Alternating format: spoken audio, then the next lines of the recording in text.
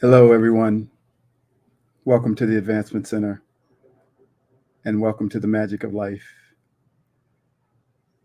and the world of magic and miracles that reside in the magic of life. Always an honor to sit here and join you and welcome you.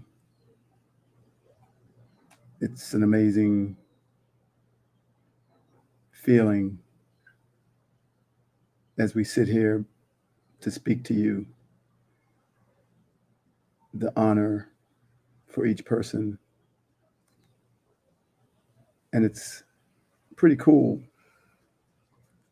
to feel the information start to flow and come in as you sit here, because there's so much to say, so much to deliver. We can never, none of us, anywhere, fully deliver the things that come through us.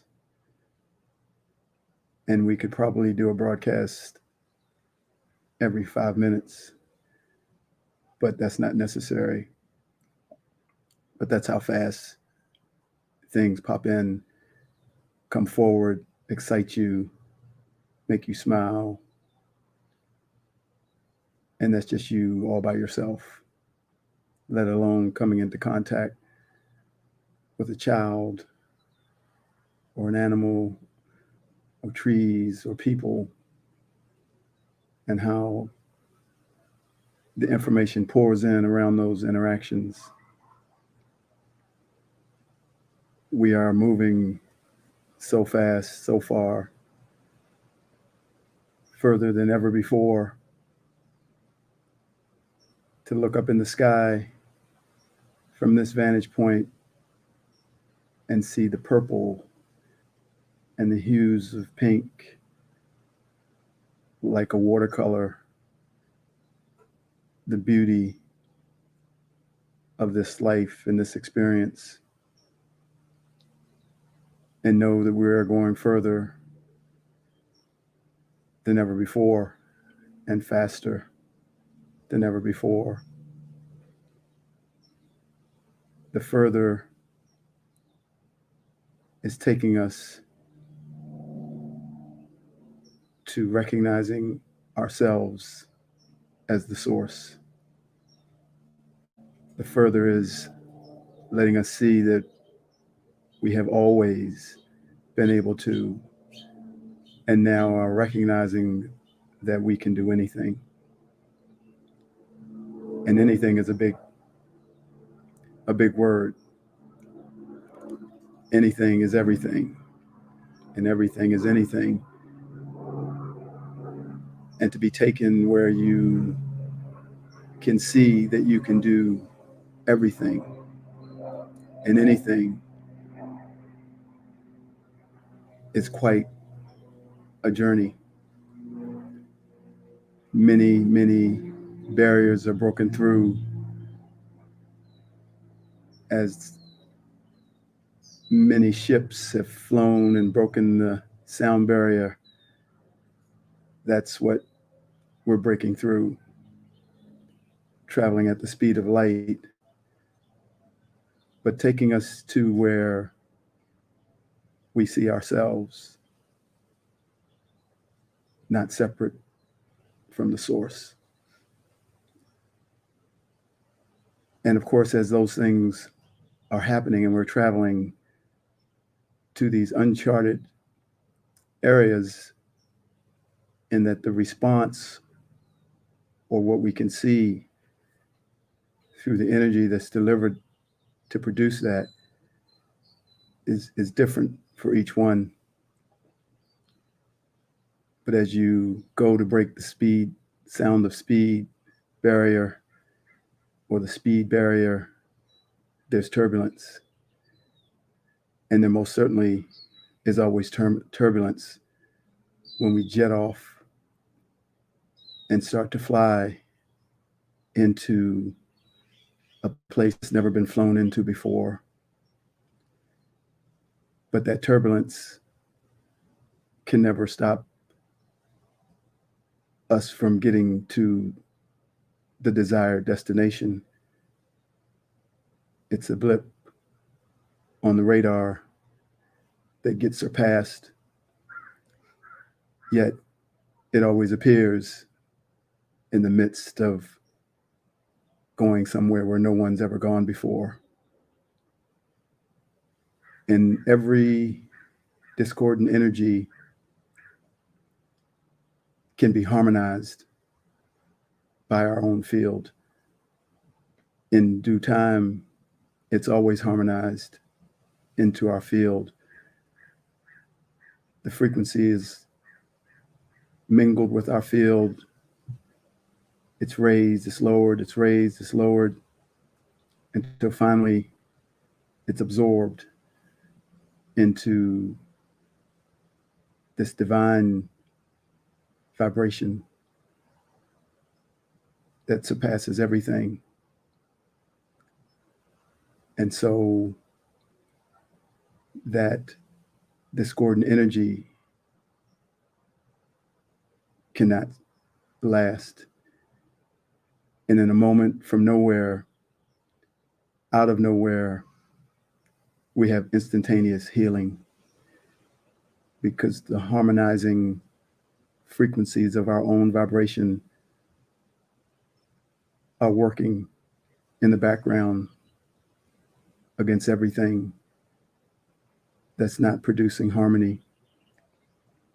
It's working in the background to balance, balance, balance, rebalance, balance, until it's absorbed and it no longer is discordant. It's been absorbed into the divine vibration that is in our field. So as we continue to move further into the recognition that we can do anything, that we are source, that we are God, and that we are experiencing what we choose to experience and creating what we choose to create, we will be reminded that that's who we always have been, and that's who we are. And the excitement of feeling that allows us, even unconsciously, to lead from the future, because we connect to that aspect of ourselves that's always been there. And we begin to see the bigger picture. And we know that there's nothing that we can't take care of. And so we lead from there. But it's an exhilarating feeling to feel that aspect of yourself and all aspects of yourself, and feel yourself in this physical place, and yet know you're everywhere. It's really hard to describe. Of course, we can never come up with all the words, but the feeling is something that we've always longed for. It's incredible. I saw that condition and conditions are the greatest thing created against humanity. That conditions are the greatest rival to perfection. In other words, if you love me, I will love you. If you're kind to me, I will be kind to you. And that equation, if then, is the most diabolical equation ever created because it rails against perfection. There are no if, then in perfection. And there are no conditions that make us happy. If there's a condition that makes you happy, then when that condition change, you won't be happy. And perfection is beyond all conditions. It's a all pervasive acceptance of life, not the bad or the good part of life, but that all life is perfect. Every moment is perfect. All is perfect without condition. So today we throw away conditions and we recognize that it's all about an experience. We came here to experience what we want to experience, but none of those experiences change our perfection, change the world of perfection. So if I want a mansion, I want to experience a mansion, but I don't want a mansion to make me happy. I just want to experience it. I want to experience something else, I experience it, but it's not attached to my happiness or my joy or perfection. So kindness has no condition, love has no condition, joy has no condition. And we are, above all things, spirit. Conditions work for Mr. Logic. And in spirit, we're more like a hummingbird. We move quickly, darting in, darting out,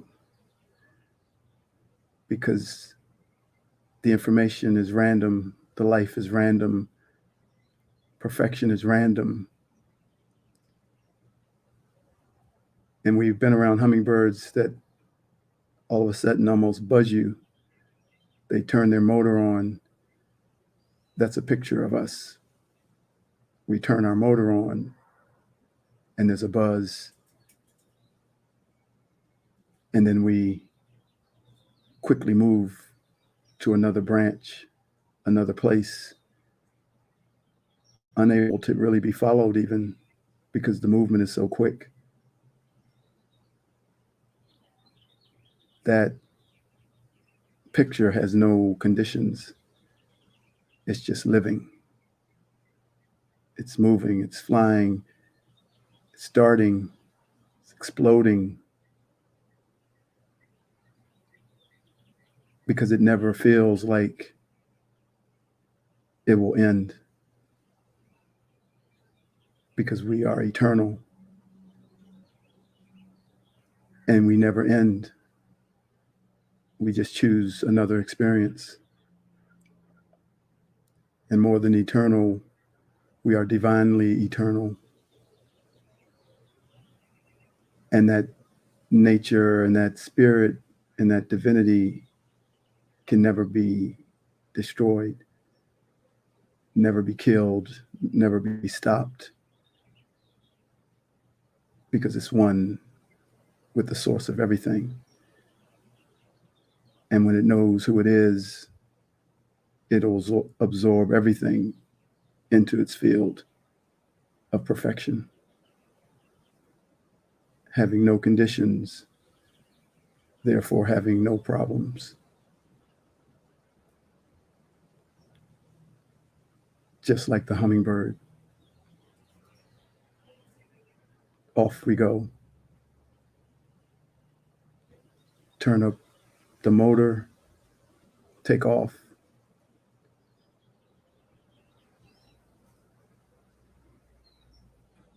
Without explanation, in a mystery that can never be solved. We are beyond everything, and yet we are everything.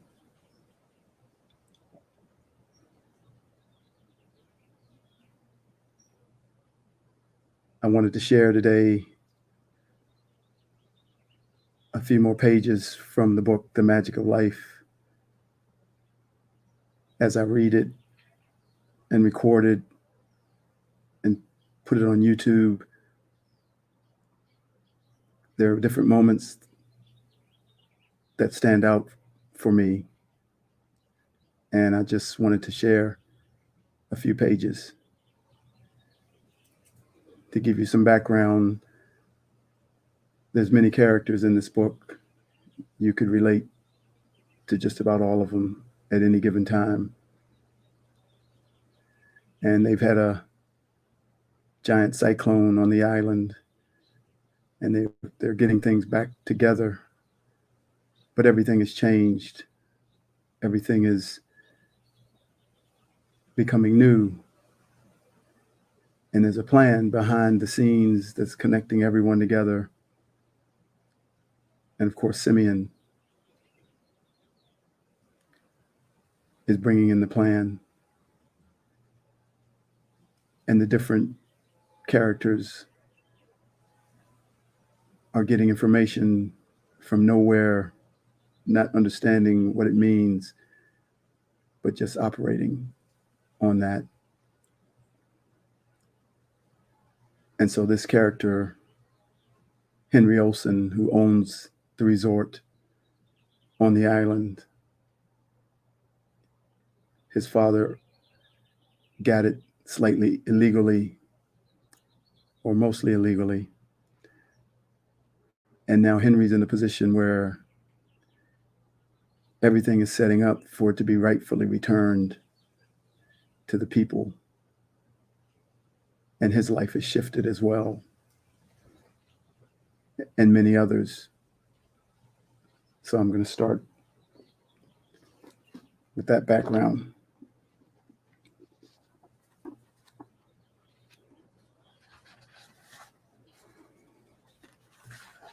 Henry smiled as he knew that he had made the right decision. He put down the phone and walked around the room looking for his cane. He remembered that he had left it downstairs in the foyer. He picked up his few emergency rations and his water and placed them in the backpack. He donned the bag, hat, and shoes and checked himself in the mirror and decided that he looked the part before he headed to the downstairs counter to collect his stick. He told the staff at the hotel he would see them in a few hours. They all waved and smiled as he walked off. They recognized that this was a special time for Henry, and that if he needed to go for a walk, then obviously there was something very important to be sorted out. Henry headed off back towards his home, into the little park and out through the gate. As he walked through the gate and felt the change in atmosphere, he knew the day would be good for him. The cool breeze caressed him, and the sunlight felt warm as it took away the pain of the last few days. He realized that he had been working for so long during and after the cyclone. He had cleared the passengers on the ship, and then he had to take them back again. He supported all of those who needed support in the town, and while he had enjoyed it, it had made him tired. As he walked through the cavern with the sunlight shining down on him, he could feel himself being replenished. He had only walked a few yards when he heard the familiar sound of the big cat. He slowed and waited until it came to him. The cat had such wild green eyes, and Henry knew there was nothing better than bridging the gap between the wildest of nature and humanity. As he waited, the big cat came up close, and there beside it were two young ones. Henry knew that he would not be welcome to touch the young ones, so he stood still while his old friend approached him and leaned against his leg. He put his hand down slowly and gently and let the energy from his hand meet the energy of the cat. Without touching the cat, he felt the connection and felt the vibration of the most unusual purr that he had felt from any animal. As the energy flowed through his hand, he could feel the warmth coming from the cat. He also could feel the natural aggression start to disappear, and a feeling of calmness came over them all. Before long, two little kittens were beside Henry's other leg, copying their mother. This was such a beautiful moment for Henry, but he knew that he had to have his eyes peeled because the father was not quite as comfortable with Henry, and whenever it turned up, its aggression was quite severe. So he dare not touch the kittens, not because of the mother, but just in case the father arrived. He soon sensed the presence of the father, and as he looked up, he saw another set of wild green eyes looking out from the bushes, only a meter away. Henry's expectation of a hiss and a roar did not occur. The eyes stayed where they were and did not move. The mother cat wrapped herself further around Henry's legs, drawing him towards the kittens. Henry took a deep breath and swallowed, then slowly crouched down, and at all times being very cautious, conscious of the father being only a meter away. As he crouched down, a movement came from the bushes. Henry was about to jump up, but to his surprise, the father cat simply ambled out of the bushes as calm as the kittens were and stood and looked Henry right in the eye. Henry knew that he had just been welcomed into the family and slowly brought his hand over the top of the small kittens to allow them to feel his energy. As soon as he did this, they both lifted their heads and licked his hand. There was an excitement in Henry and the cats, and even though they were all very cautious, the little kittens broke all the rules. They began playing with Henry while the mother sat and the father stood nearby and watched. Suddenly, the mother walked up and nosed the two kittens away, and Henry knew that was enough for today.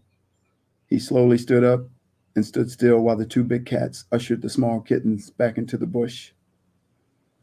Henry felt so elated he could have gone back into the town and started work immediately, but he knew that this was just the beginning. He straightened himself up and then pushed maybe another half inch to stand very tall. He began whistling before stepping off on his left foot, almost at a march. The contrast between Henry's normal everyday life and the life that he experienced when he walked out of this part of the island was amazing. As he moved further into the bushland, he realized he was actually in another world. Time disappeared, and the beauty of the interaction between Henry, the trees, and the wind, and his feeling in general took over every part of him. As he walked along, he was familiar with the world he was in, and he loved it. Not at any stage did he consider the desire for one world over another. He just loved it where he was and what he was doing. He walked for almost 30 minutes without really taking much notice of anything except his surroundings. All of a sudden, he came across some familiar paths and realized he was heading towards Joseph's Hill. He had no intention of going to Joseph's Hill. He had only wanted to take a walk. But as soon as he recognized where he was, he decided he would have to pay a visit to his favorite spot. It would take longer, but that was okay.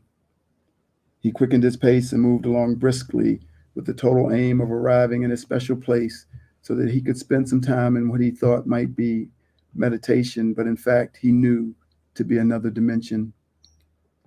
The thought of Joseph's Hill really opened Henry's being a lot more than it was already, and he started to feel their interaction with the other worlds. He had no idea how to explain it. However, he always enjoyed it. He could never understand how it would drift out of his life only to come back in with such reality that it seemed like it had never been missing in the first place. Once again, he felt like he was walking above the ground. It had only seemed like a short time had gone by When he arrived at that familiar turnoff to Joseph's Hill, incredibly, it was like replaying an old movie because right there in front of him and walking towards him was young Bill Summers.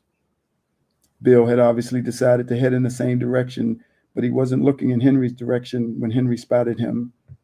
Henry quickly stepped off to the side to give Bill a surprise, and just as Bill turned to head up Joseph's Hill, Henry stepped out beside him. To Henry's surprise, Bill just said, "Hi, Henry. Going my way?" "I thought I had bluffed you," said Henry. "I was sure you didn't see me. You didn't even look up." "I didn't have to, Henry. I could feel you a mile off." "What do you mean you could feel me a mile off?" asked Henry. "You're totally buzzing," said Bill. "You're really out there, and there's something really exciting happening around you at the moment." "Yeah, I do feel great," said Henry. "I can assure you that you'll feel more than great," said Bill. "Let's keep walking." Bill and Henry walked side by side in silence to where Henry needed to be, his special place. Bill stayed for a few minutes before turning to Henry. "I think you need to be alone here, Henry. I'll head off to my little spot, but I'm sure we'll catch up on the way. For now, though, it's important for each of us to go where we're supposed to be." For some unknown reason, Henry could not think of anything to say, so he simply nodded. He knew that it was necessary to talk to Bill, but he did not know what it was about or why. He had no idea where Bill was heading off to and did not say a word as Bill disappeared into the bush. Bill was on his way to his special place, the place that he and his father had always visited. Henry sat for a moment, and then out of nowhere, he felt a sudden breeze. It came out of the trees, but the trees did not move.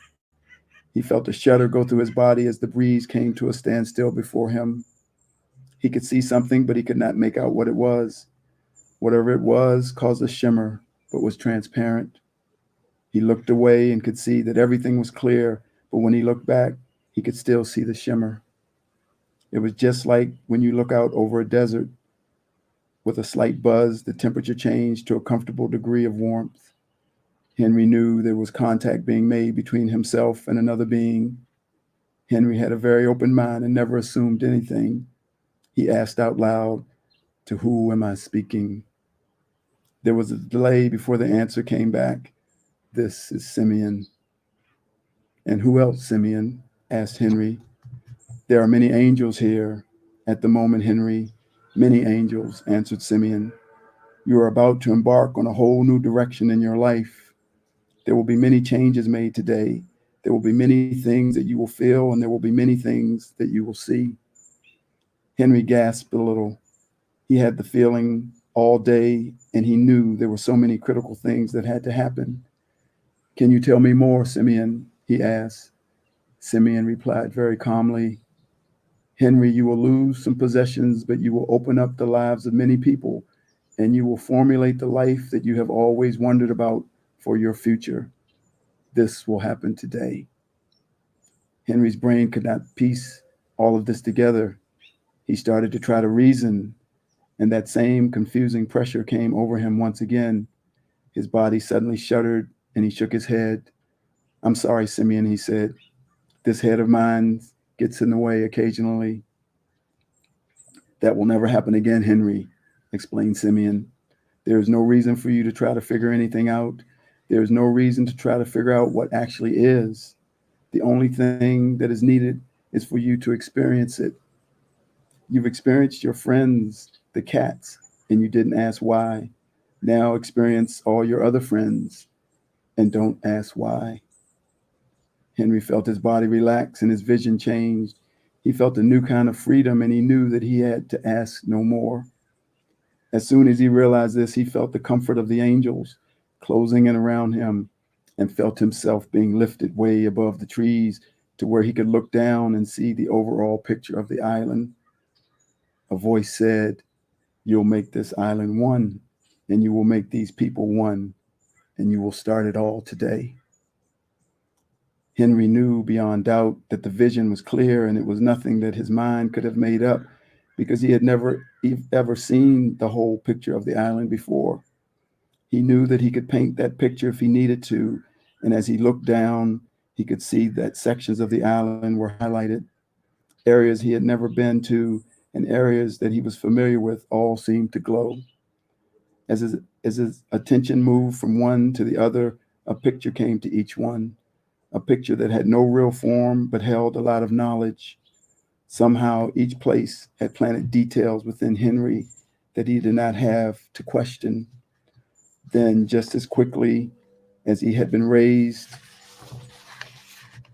above the trees, he was returned. The moment he returned, Simeon said, "All instructions are within you. Allow them to happen and enjoy them and know that we are with you always, not just here, but everywhere." The voice of Simeon faded with the last words, and Henry felt himself snapped back into reality or out of reality, depending on how you see it.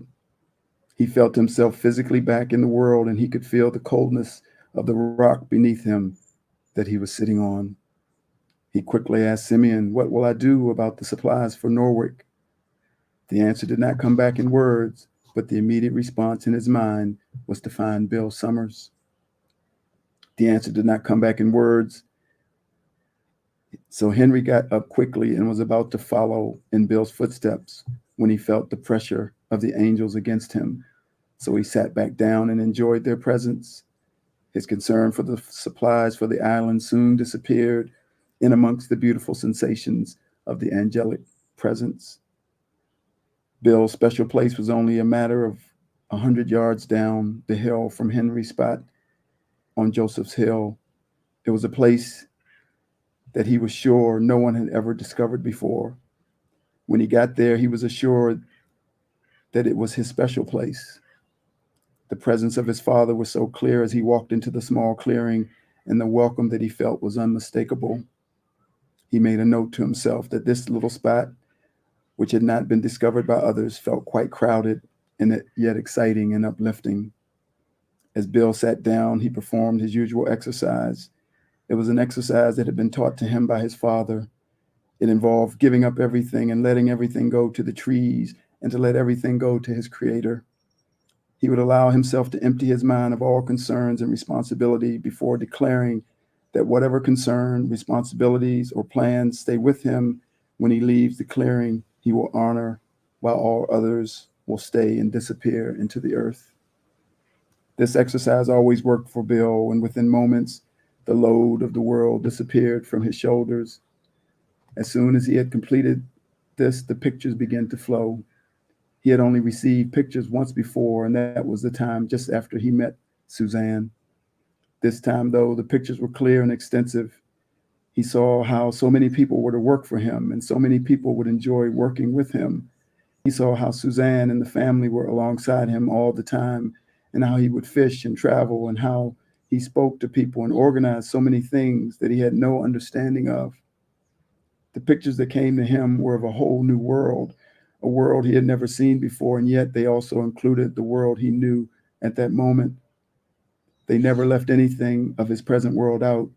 It was like his capacity for life had multiplied by 10 and his activities increased by 10.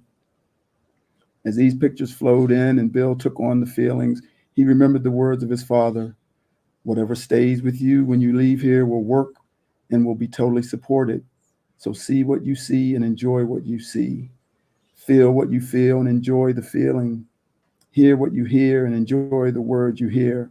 Hold on to nothing, because what has to stay with you will stay with you and will reappear each time it is needed." So Bill enjoyed the pictures. It was like many different stories all rolled up into one, with Suzanne and himself as the characters in the scene. The final scene was in great detail and showed Bill talking to Henry and arranging a whole new business right there on the hill. It also showed how the financial side would work and who had to be involved. Bill found it difficult to let those final scenes drift from his mind. The detail was so clear and was so current that he tended to hang on. When the pictures finished, Bill sat and totally cleared his mind. He felt the beautiful feelings of the trees and all of those present, and he knew that Simeon was involved because there was nothing else and nobody else who could provide such detail. When Bill felt it was time to leave, his head cleared and he stood up. He felt incredibly fulfilled as he took his first step. He felt himself growing taller, and with the second step, he knew that he was much more of a man than he was when he had walked into the clearing. As he moved along the narrow passage through the dense trees, his head and his heart, which were both now cleared, started to fill with the presence of Henry Olsen. When Bill emerged from the trees, he turned directly to where he had come from and knew that he had to find Henry. As soon as he arrived at the clearing, the place where he had left Henry, he stopped because he could see the image of Henry with a glow around it, a glow that was coming from something else, not from Henry. It was like he was engulfed, and there was a very soft white mist all around him. As he watched the mist open on one side to reveal Henry very clearly to Bill, Henry turned and said, "Please join me, Bill."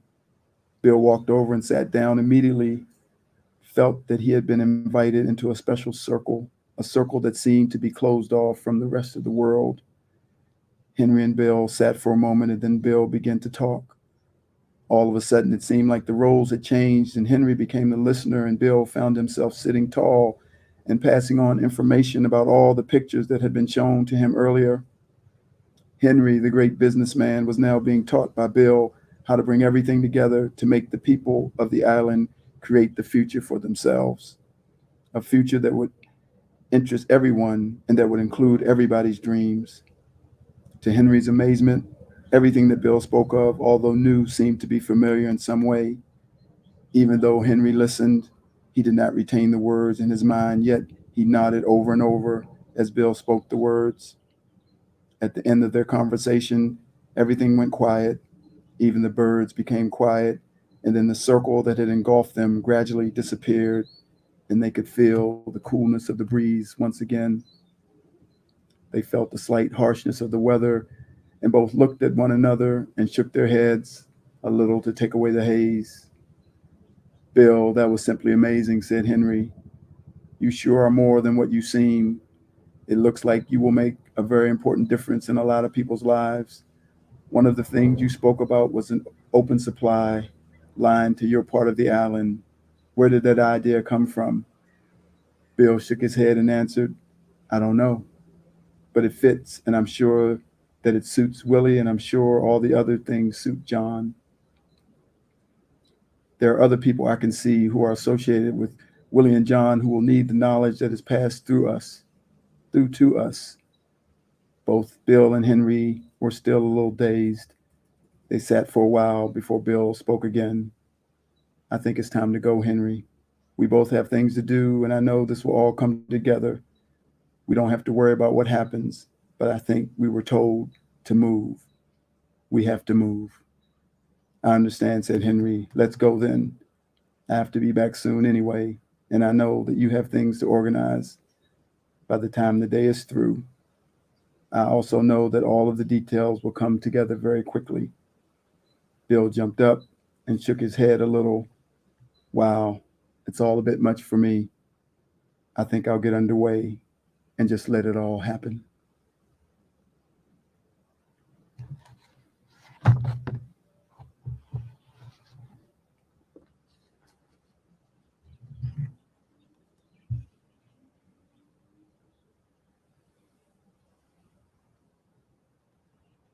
These are the words I wrote. "The magic of life is embracing you at all and all life within its hands. It is conscious and alive. It is inhabited by all the angels and masters that are emissaries of light and love.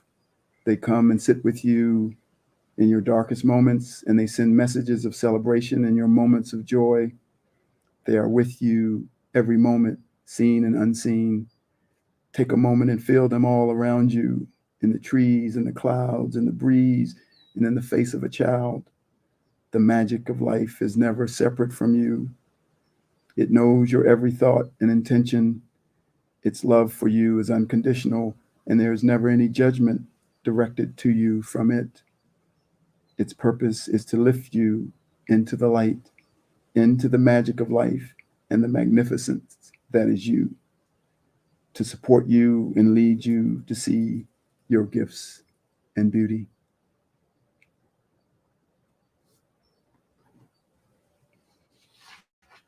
And finally, I'll read this. Working from the future. Out beyond the stars, beyond all time and space, we're getting so much done for the entire human race, putting things together with the building blocks of life from our vision for humanity. With our magic, we delight. We're working from the future, bringing our vision to life, making sure this new world suits you. If not, we change it and make it right. We're working from the future, bringing our vision to life, making sure this new world suits you. If not, we change it and make it right. You see, the you that you see is working with the you that you feel from a place called the future that we now know is truly real. Feel the you at the right hand of your creator, and from this life you'll have no fear, because you will know the bigger picture of the you that's also here. There is a flow that moves between you, backwards and forwards. It goes full of the information of your creation as the you here is witnessing the show, sending feedback to make some changes to the you that's far but near. Feel now the entirety of your being as you make a new world appear. With this knowledge now in place from a new reality, we can now live. The feeling is indescribable. From this knowledge, we now will give the perfect life that's longed for, the perfect health that's desired, a future filled with magic. Of this life, you'll never tire. From this flow that comes in from the future, you can most certainly do anything. Wave your hands and repair a vibration that harmonizes and heals everything. You are now behind the curtain, a sense of yourself that is new. Everything's changed in a moment. Feel the beauty in all that is you. So we're working from the future, bringing our vision to life, making sure this new world suits you. If not, we change it and make it right.